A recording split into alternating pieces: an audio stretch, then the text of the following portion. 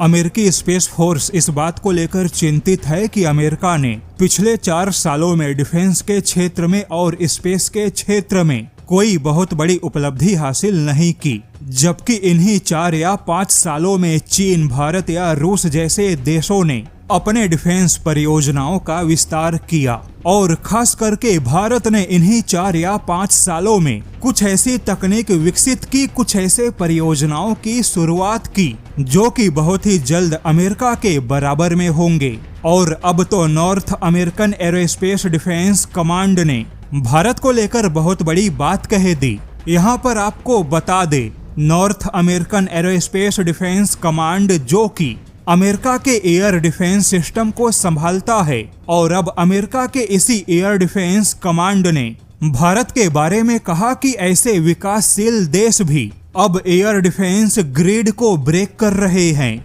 यानी कि अभी तक पश्चिमी देशों की जो तकनीकी बढ़त है, भारत जैसे देश उसे खत्म कर रहे हैं। जबकि अमेरिकन स्पेस फोर्स, जिसे अमेरिका ने अंतरिक्ष की सुरक्षा के लिए बनाया, किंतु अमेरिकी स्पेस फोर्स इस बात को लेकर नाराज है कि वह केवल अमेरिकी सेना की एक छठी शाखा बन के रह गई। हालांकि इसका मुख्य काम अंतरिक्ष के खतरों से निपटना और उसकी सुरक्षा का ध्यान देना है। लेकिन अमेरिका ने लगभग पिछले 4 सालों में स्पेस के क्षेत्र में कोई भी विशेष उपलब्धि हासिल नहीं की। हालांकि अमेरिका के पास में कई सारी परियोजनाएं मौजूद हैं, किंतु वह सभी भविष्य की परियोजना है।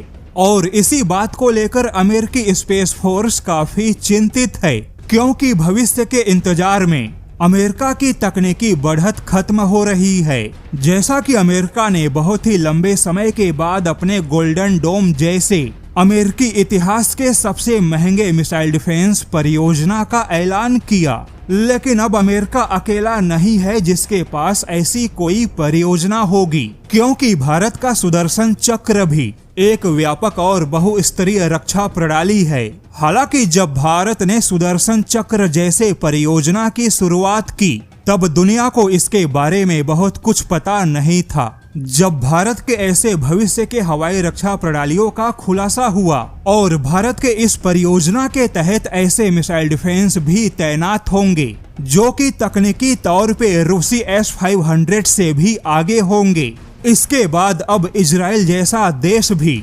भारत के सुदर्शन चक्र जैसे परियोजना का हिस्सा बनना चाहता है। हालांकि जब से इजराइल ने भारत के सुदर्शन चक्र परियोजना का हिस्सा बनने के अपने इच्छा को व्यक्त किया, तब से अमेरिकी नीति निर्माताओं में काफी हलचल है।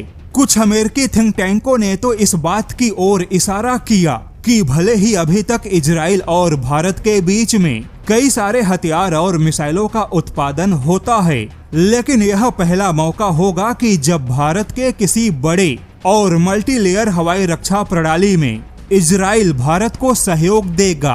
तो अब ऐसे में अमेरिका को इस बात की चिंता है कि भारत को मिलने वाले इजराइल के सहयोग से अमेरिका के सामरिक ताकत को चुनौती मिल सकती है।